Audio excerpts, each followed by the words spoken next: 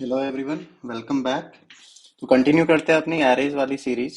And इसमें पहला question करते हैं buy and sell stock type के प्रॉब्लम्स का। So basically this is a kind of standard kind of a problem जिसमें लीड कोड पे चार वेरिएशंस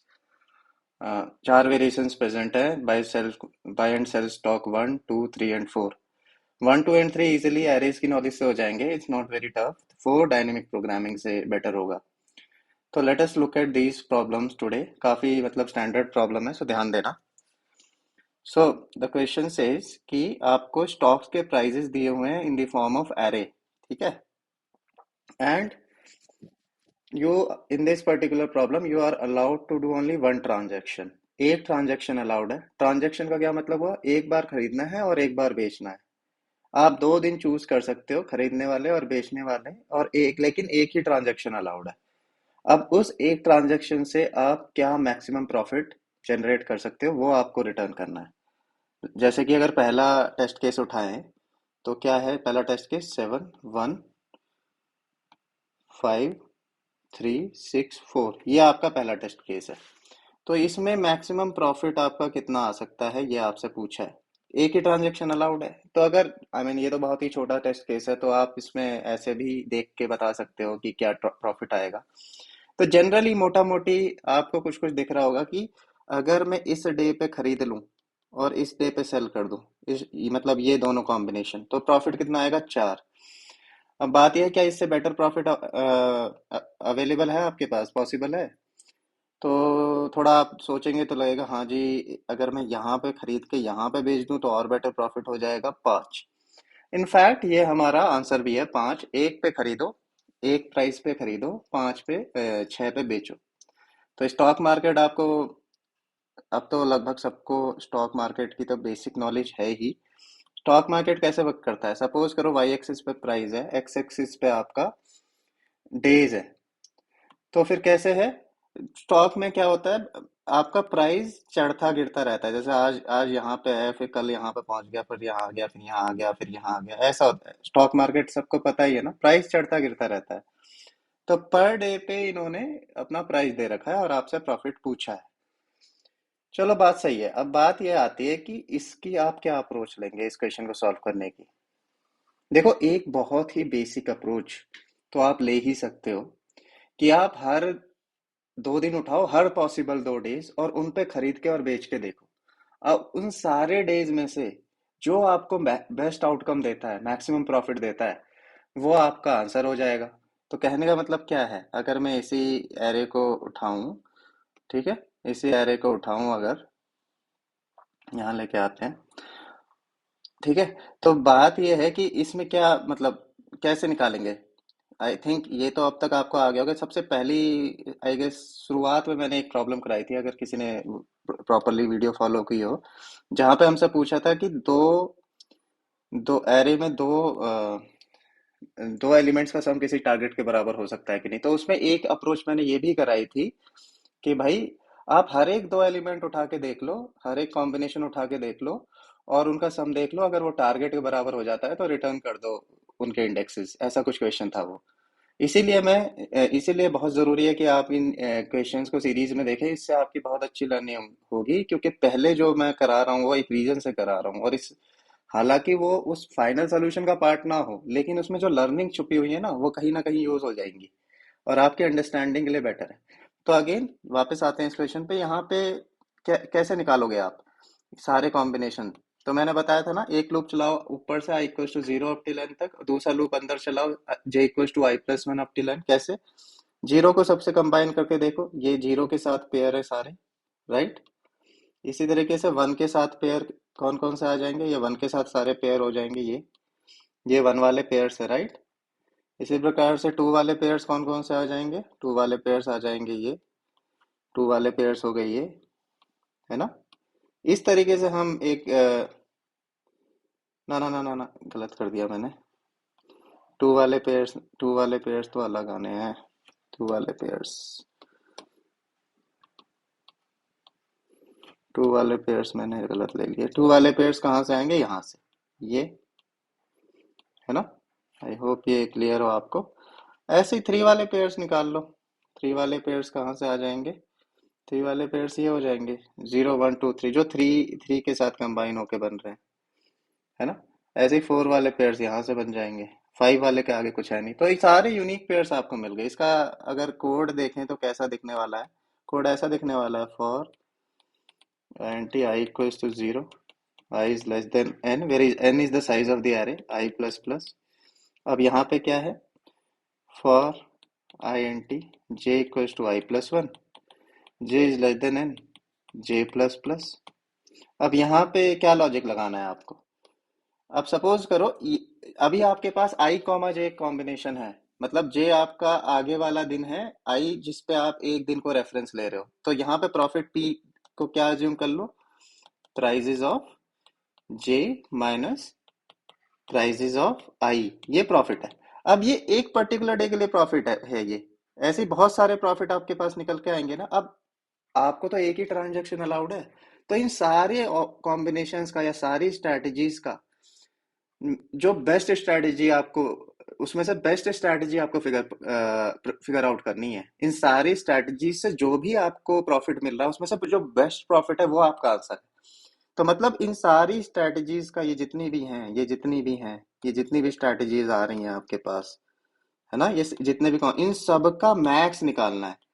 तो इसका एक क्या है, रनिंग मैक्सिमम एक आप होल्ड करते जाओ, मतलब हर जो भी आ रहा है उसका मैक्सिमम आप मेंटेन करते जाओ कि करंटली एक वैल्यू स्टोर्ड है, उससे कंपेयर करते जाओ, अगर उससे कोई बड़ा आया तो उस वैल्यू को आप उससे रिप्लेस कर दो। तो एक रिजल्ट ले लेते हैं वेरिएबल, इसको इनिशियली जीरो, क्योंकि जीरो से नीचे आपका रिजल्ट जाना नहीं चाहिए, क्योंकि अगर ऐसा कोई डे लाई ही नहीं करता, जैसे अगर ये है 7 6 5 4, तो मतलब स्टॉक गिर ही रहा है, उठ ही नहीं रहा, तो इससे अच्छा आप खरीदो ही मत, आप अपनी नुकसान मत करो, नहीं तो नेगेटिव में प्रॉफिट जाएगा।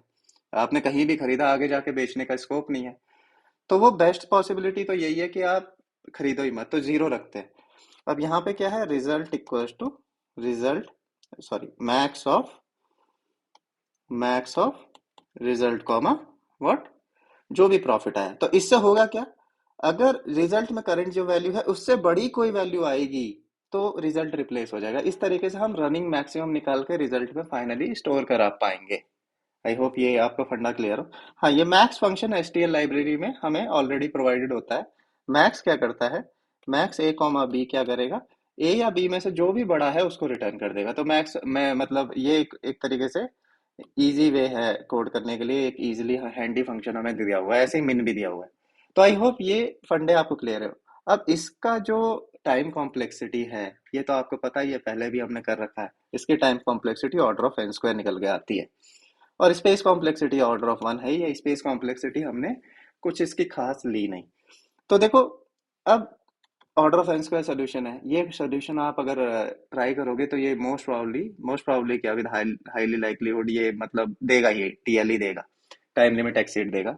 और मैंने आपको पहले भी कई बार पॉइंट आउट किया है कि भाई अगर एरे का क्वेश्चन फेंक रहा है बंदा, तो विद हाई प्रोबेबिलिटी आप ये उम्मीद रखो कि वो order of n solution expect कर रहा है, एन स्क्वायर से तो नीचे ही कर रहा है with high probability.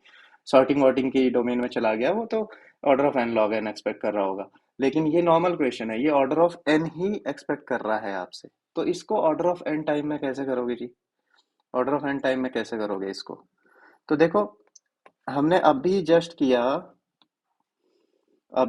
Order of n square में, और उसमें हमने क्या फंडे लगाया, उसमें लगाया कि भाई हर एक कॉम्बिनेशन उठा के देख लिया कि जी ये ब्रूट फोर्स हो गया एक तरीके से, हर एक कॉम्बिनेशन उठा के देख लिया कि कौन सा कॉम्बिनेशन बेस्ट आउटकम दे रहा है मेरे को।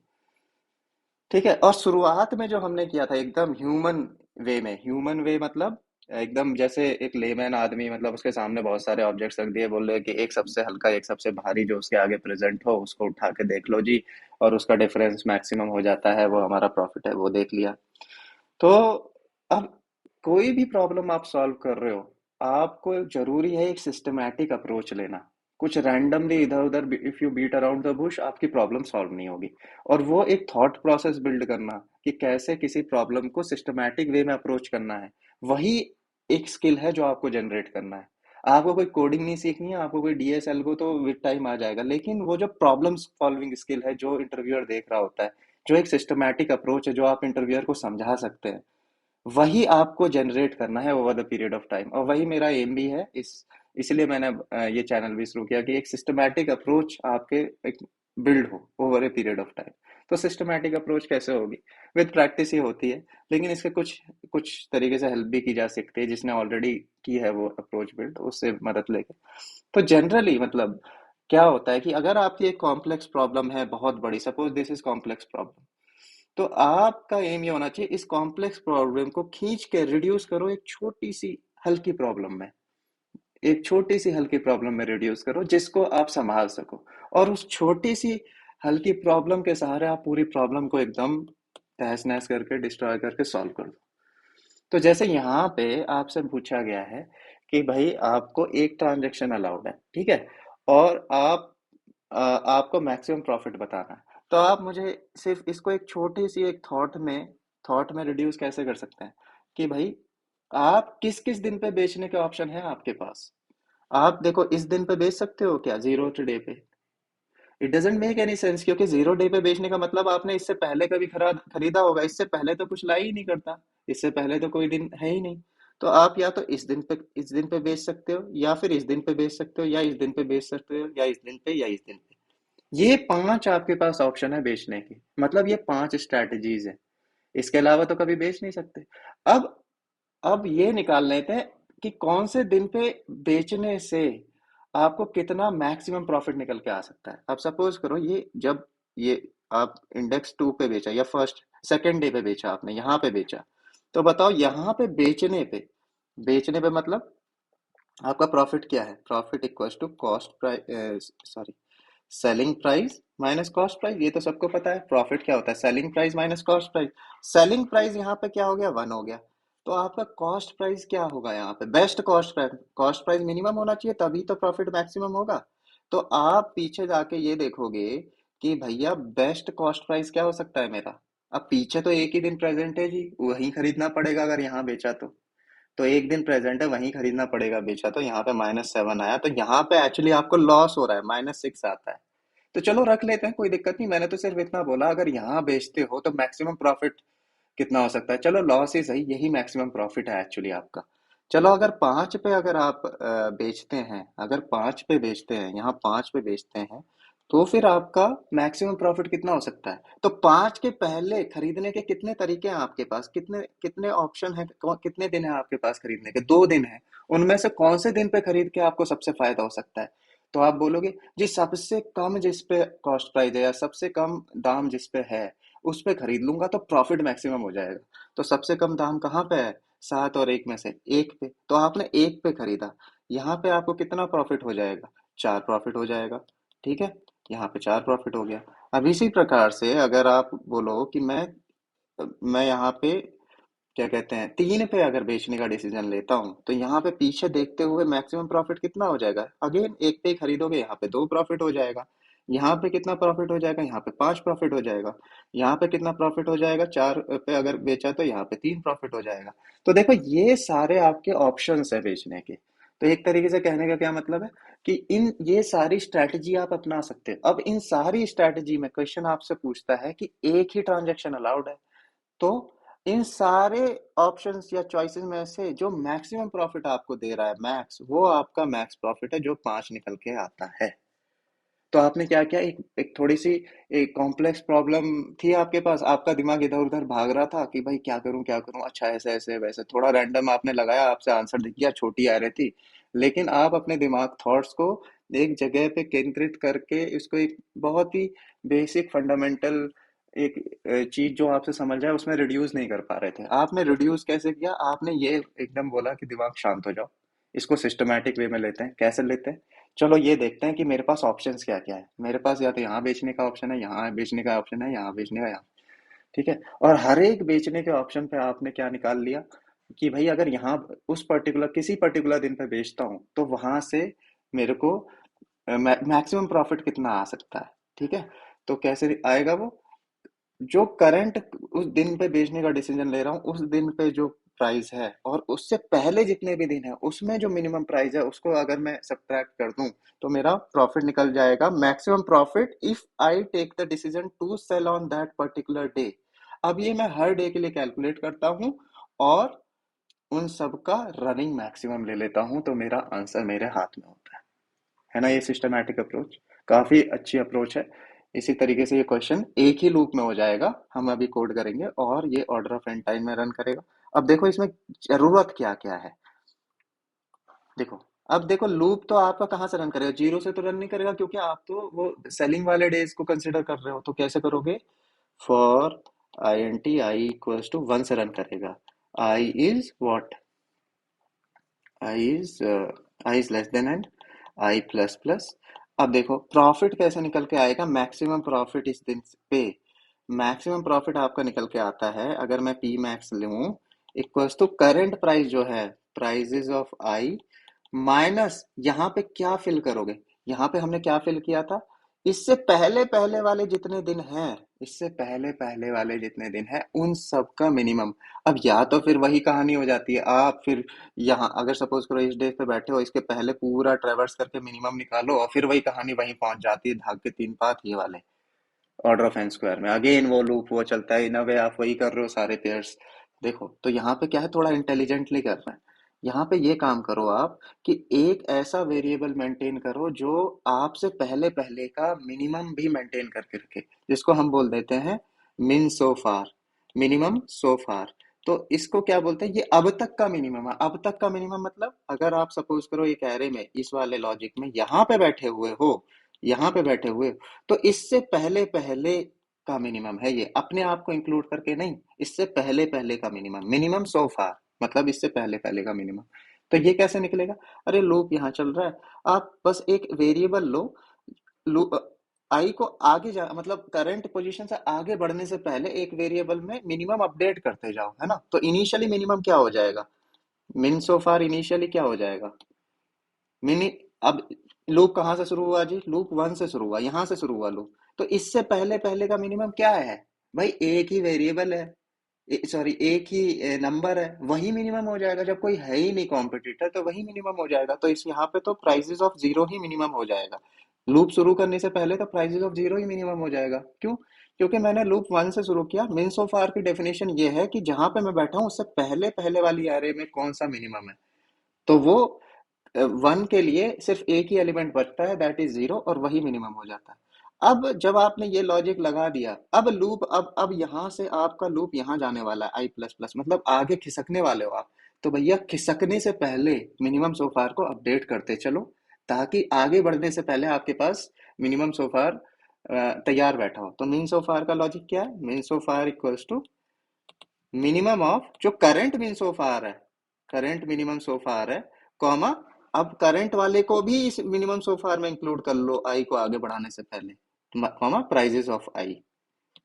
तो इससे क्या होगा, अगर प्राइजेस ऑफ आई इस वाले मिनिमम से भी कम है ना, तो ये अपडेट हो जाएगा। अब ये लॉजिक से जो भी आपका निकल के आएगा वो आपका आंसर हो जाएगा, है ना। आई होप से। हाँ हाँ, एक और बात, एक और बात, ये तो एक चीज तो हमने बड़ी मतलब वो कर दी, मतलब बेवकूफी कर दी। एक और चीज कौन करेगा, ये एक चीज कौन करेगा, इन सब का रनिंग मैक्सिमम।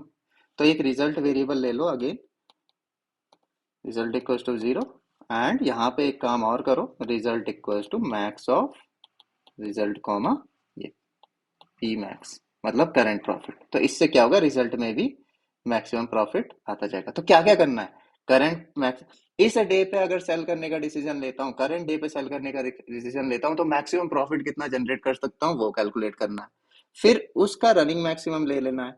फिर तीसरी चीज मीन सो फार भी आपको, पहली चीज ये, दूसरी चीज ये, तीसरी चीज मीन सो फार को भी अपडेट करना है। ये तीन आपने चीज कर ली। ये देखो ये ऑर्डर ऑफ एन में रन करता है, और इसमें कोई दिक्कत नहीं है, order of n time, order of one आपकी स्पेस। तो आई होप ये फंडा क्लियर हो, इसको फटाक से कोड करते हैं, कोई दिक्कत नहीं है इसमें।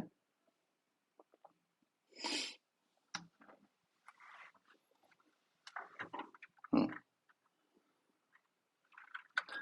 कैसे, यहाँ पे आई एन टी एन ले लेते हैं, प्राइजेस का साइज, एंड यहाँ पे करते हैं आपका i N t result equals to zero, i N t means तो फार आपका हो जाएगा prices of zero. And then आपको क्या करना है, फॉर लूप लगाना है। करंट डे आपका वन से स्टार्ट होगा, i N T i n i plus plus, और यहाँ पे क्या करना था मैंने, पी मैक्स निकाल ले, चलो एक वेरिएबल ले लो, पी करंट, करंट प्रॉफिट कैसे निकल सकता है, equals to prices of i minus min so फार। और आगे क्या करना है, एक रिजल्ट में इसको अपडेट भी करना है, max running maximum result comma P current and mean so far को अपडेट करते चलो, equals to minimum of mean so far comma prices of I.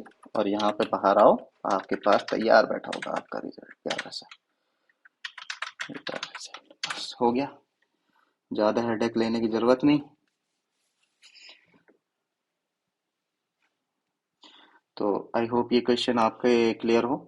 और तो क्वेश्चन की लर्निंग वही है जी, कि आपको एक फंडामेंटली आपको फोकस इस पे होना चाहिए कि आप प्रॉब्लम सॉल्विंग जो स्किल है वो जनरेट करने पे ध्यान दें, क्वेश्चन अपने आप सॉल्व होने लगेंगे।